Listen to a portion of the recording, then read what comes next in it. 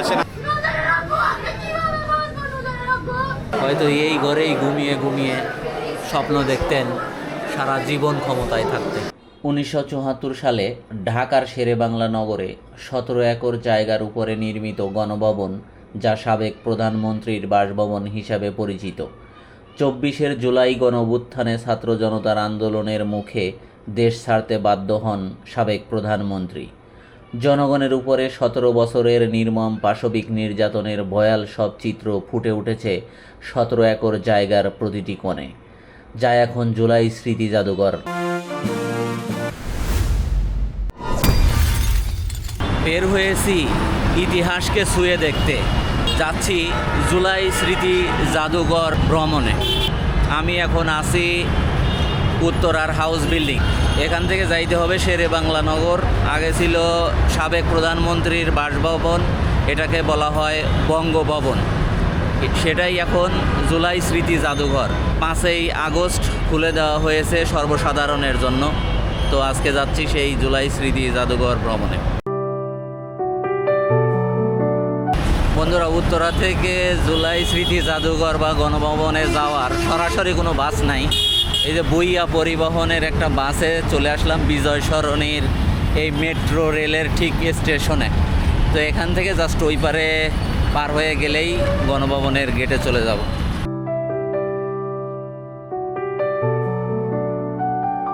এই জায়গাটা দেখেন, সত্যি একদম অসাধারণ একটা জায়গা। কি সুন্দর, একদম নিরিবিলি, মনোরম, মানে অনেক সুন্দর একটা জায়গা। এই যেখানে প্রচুর বিদেশি ফরেনাররাও আসে। সংসদ ভবনের ঠিক উল্টা পাশেই হচ্ছে জিয়া উদ্যান। একদম যানজট মুক্ত, কোলাহল মুক্ত যদি একটা বিকেল কাটাইতে চান তাহলে চলে আসবেন এই জিয়া উদ্যানে। সব সময় প্রচুর দর্শনার্থী থাকে এই জায়গায়। অসাধারণ একটা জায়গা। আর এই লেকে সবাই গোসল করতেছে। এদের দেখে নিজেরই লোভ লাগতেছে যে একটু গোসল করতে পারলে একদম পুরা আত্মাটা প্রশান্ত হয়ে যাইতো। অসাধারণ একটা জায়গা। এই যে দেখেন, ছোটবেলায় এভাবেই আমরা লাফ মারতে এখানে।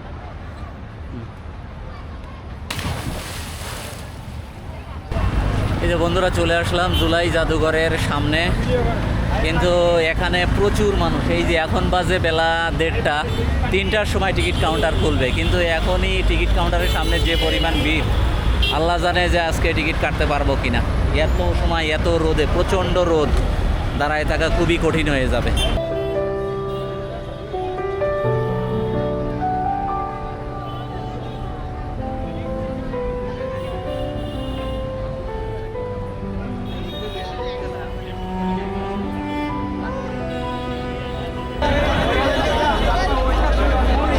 বন্ধুরা, অবশেষে সেই কাঙ্ক্ষিত টিকিট পেয়ে গেলাম।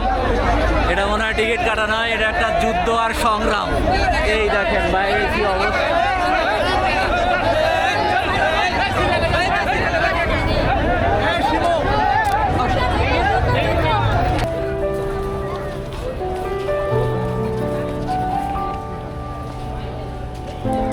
বন্ধুরা, আজকে এমন একটা জায়গায় প্রবেশ করলাম যেখানে সৌন্দর্যের চেয়ে সামনে দাঁড়িয়ে যাবে ইতিহাস।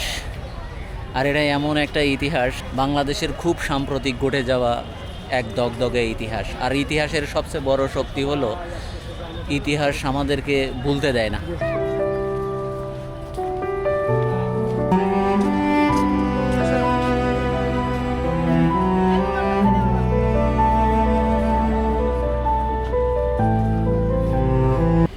এটা হচ্ছে সেই ফার্ম গেটে গুলিবিদ্ধ শহীদ নাফিজের লাশ বহনকারী একটি রিকশা।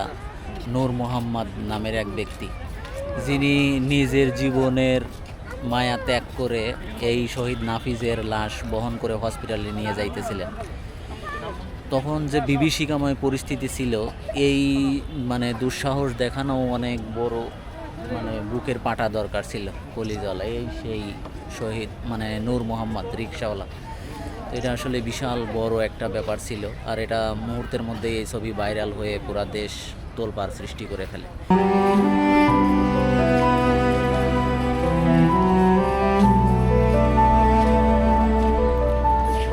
রাস্তায় যখন পুলিশের মুহুর্মুহু গুলি, টিয়ার শেল, বুলেট এইগুলা চলতেছিল, তখন ঠিক একটা স্কুলের মেয়ে স্কুলের ব্যাগে একটা লাঠি নিয়ে রাস্তায় নেমে যায় বাইসাইকেলে।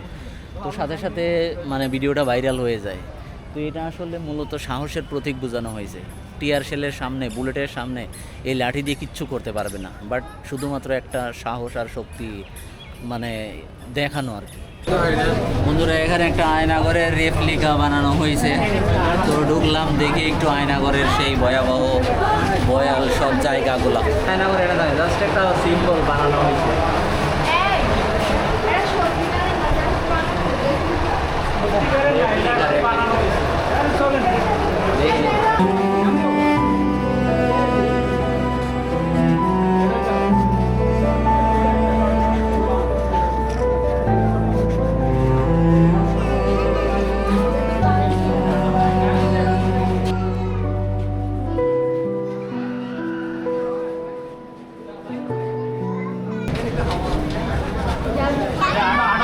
কি ভয়াবহ একটা জায়গা, উফ, দেখলেই ভয় লাগে, আর ওখানে থাকা তো ইম্পসিবল।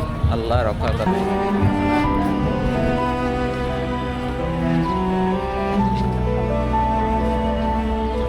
শহীদ মিনারের সামনে, বিশাল মিছিলের সামনে সেলুট দেওয়া সেই ট্রেডমার্ক ছবি এখানে আছে, ভাস্কর্য হিসেবে বানিয়ে রাখা হয়েছে।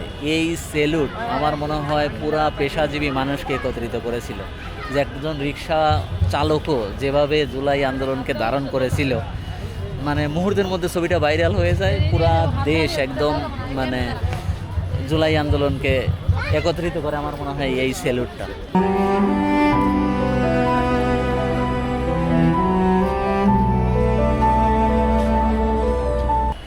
এটা হচ্ছে জুলাই অভ্যুত্থানে শহীদ হওয়া সকল শহীদদের প্রতীকী গণকবর।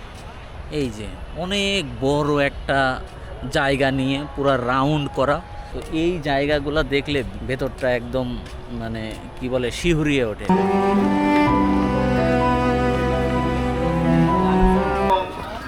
এই ডকুমেন্টারি আপনারা উপভোগ করুন। এটা জুলাইয়ের প্রতিটা ভাস্কর্যের সামনেই এটা ডিটেলস দেওয়া আছে। এটা হচ্ছে শহীদ আনাসের চিঠি, একদম কাঠের উপরে খোদাই করে লেখা হয়। চিঠির যে ভাষাগুলা, প্রতিটি হৃদয় বিদারক কথা। মা, আমি মিছিলে যাচ্ছি, আমি নিজেকে আর আটকে রাখতে পারলাম না।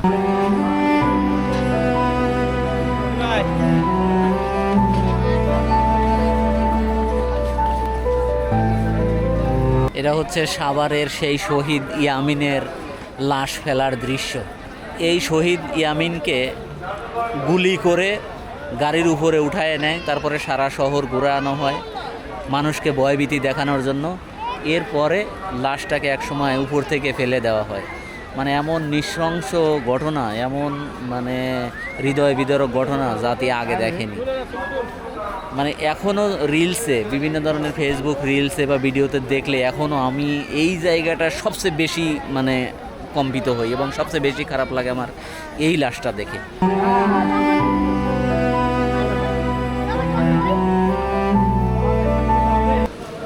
এই যে মূল বাসভবনের ভেতরে ঢুকতেছি।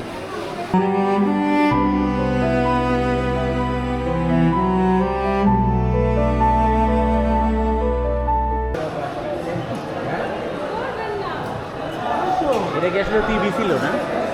টিভি ছিল মনে হচ্ছে। হ্যাঁ, আগে এটি ছিল, টিভি ছিল।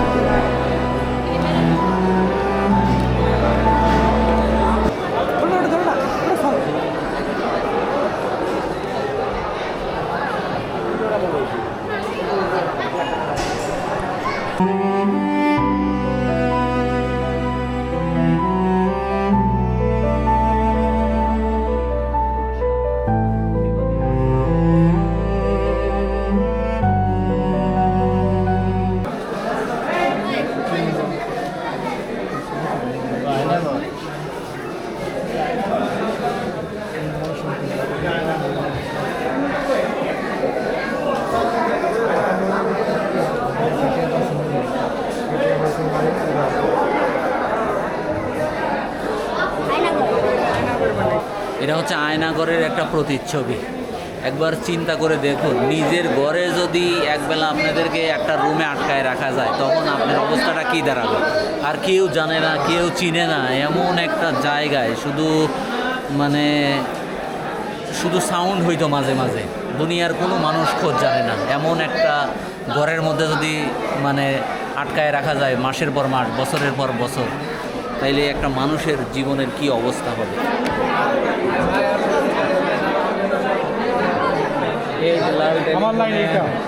আপা আমি কুমিল্লা থেকে বারোই বলছি। আপনি ডিসেম্বর আগে চলে আসেন, আমরা আপনার জন্য বসে আছি আপনার জন্য। অনেক রশি নেই আপা, আপনি অনেক খুন করেছেন আপা, আমার ভাই আবু সাইদকে খুন করেছেন আপা। ঠিক আছে, এই ঘরে এই লাল টেলিফোন রাখা, আর এই লাল টেলিফোনেই যত সব অপকর্মের কথাবার্তা এখনো রেকর্ড আছে।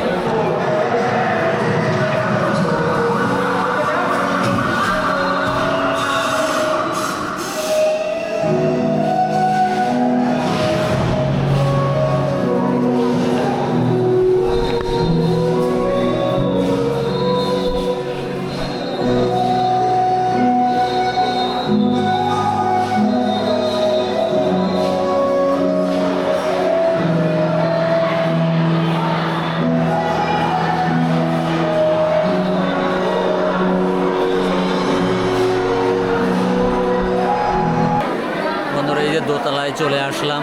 দোতলায় অনেক রুম আছে যেখানে হাসিনা বসবাস করত, হাসিনার বেডরুম ছিল এবং পাশে আরও অনেক রুম আছে।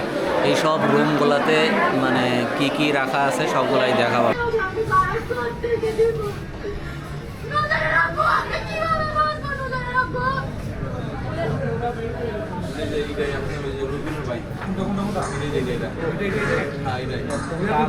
একদম কাছ থেকে গুলি করছে, আবার ওরা যে নিয়ে যাইতেছে এটাও নিয়ে যাইতেছে।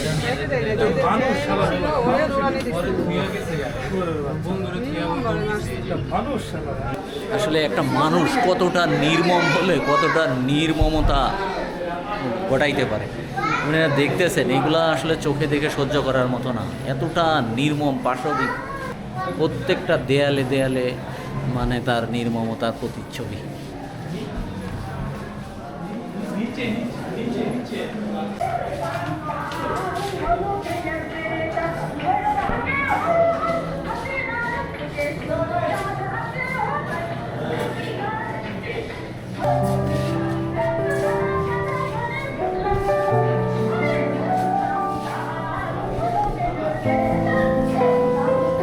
হচ্ছে 5 আগস্টের যে গণজোয়ার তৈরি হয়েছিল ওটারই জাস্ট একটা প্রতিচ্ছবি এখানে বানানো হয়েছে।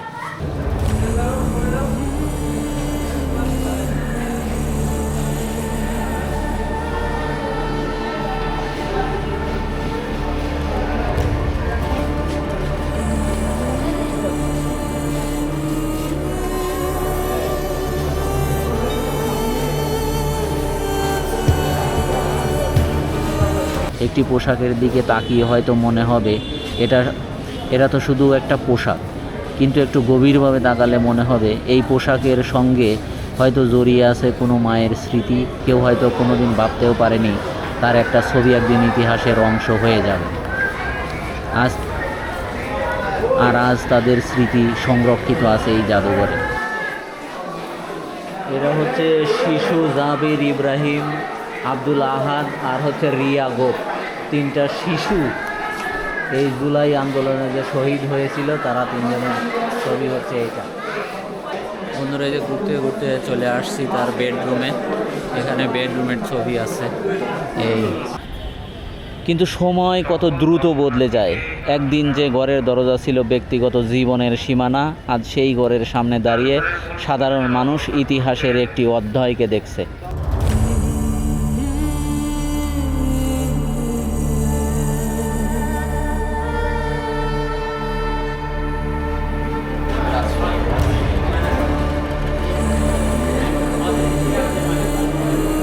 বেডরুমেই রাখা হয়েছে আবু সাইদের এই জার্সি, 15 নম্বর জার্সি। আবু সাইদের বাবা আর এই হচ্ছে আবু সাইদের মা। আর আমরা এর আগে যে নিচে দেখলাম যে একজন রিক্সা চালকের রিক্সায় যে ওয়াসিম আকরাম এই যে এই বাড়িটার ছবি দেখে আসলাম। এটা হচ্ছে শহীদ নাইমা সুলতানা। এই যে এই মেয়েটা, এই যে শহীদ নাইমা সুলতানার ড্রেস হচ্ছে এটা।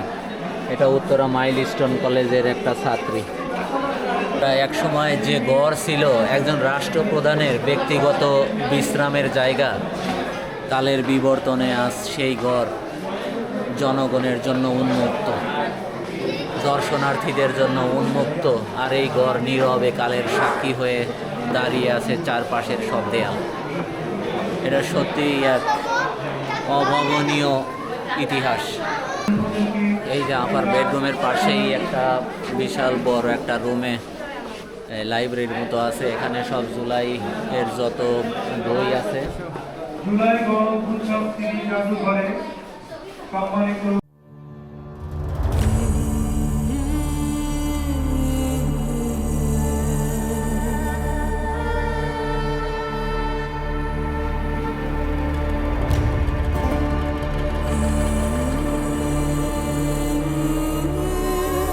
কচুরি পানার পাশে একটা অর্ধগলিত লাশ, আর এখানে লাশ খুঁজতেছে। মানে প্রতিটা রুম, প্রতিটা দেয়াল সব অপকর্মের সাক্ষী হয়ে আছে এই জায়গায়। বন্ধুরা, এই সেই রিক্সা যেটা ওই যে শহীদ নাফিজকে বহনকারী ওই নূর মোহাম্মদ নামে যে একজন রিক্সা চালক শহীদ নাফিজের মাথায় গুলি লাগার পরে যে এখানে শোয়া বহন করতেছিলেন, ওইটাই হচ্ছে এই সেই রিক্সা।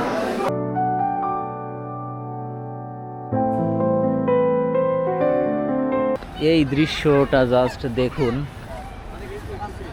যে ওই পাশে পুলিশ টিয়ার শেল বুলেট ছুটতেছে ওই পাশ থেকে, আর এখানে শুধু জাস্ট মাত্র একটা চৌকির পেছনে একজন বসে আছে, আর চৌকির পেছন থেকে এসে আর একজন হয়তো মানে ঢিল ছুটছে। তো আসলে এই দৃশ্যগুলা দেখেই পরবর্তী প্রজন্মের পর প্রজন্ম ইতিহাসগুলা মনে রাখবে যে এক স্বৈরাচার তাড়াতে তাদের কি পরিমাণ ত্যাগ সংগ্রাম করতে হয়েছে একটা জাতিকে। এই যে ঘুরতে ঘুরতে লেক পারে চলে আসলাম। এটা হচ্ছে আপার শখের লেক বলতে পারেন।